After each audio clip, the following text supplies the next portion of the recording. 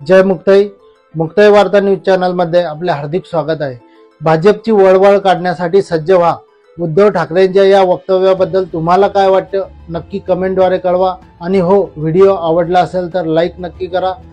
तसेच आपले मुक्ताई वार्ता न्यूज चॅनल यूट्यूबला सबस्क्राईब तर फेसबुक आणि इंस्टाग्रामला फॉलो करायला विसरू नका, ही विनंती. धन्यवाद.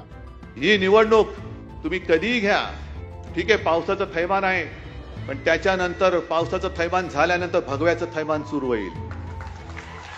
भगवं वादळ या महाराष्ट्रामध्ये येईल.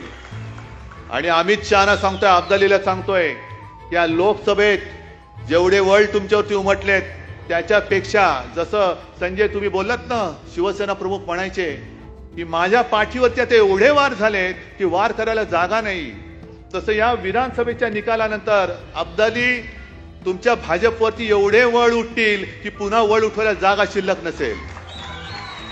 आणि मग तुमची वळवळ ही महाराष्ट्रामध्ये कायमची गाडली गेलेली असेल. आणि ती गाडण्यासाठी सज्ज व्हा, हातामध्ये मशाल घ्या आणि ह्या चोर बाजाराला, दरोडेखोरांना जसं औरंगजेबाची कबर तिकडे आपण बांधली तशीच भाजपची राजकीय कबर या महाराष्ट्रामध्ये बांधा.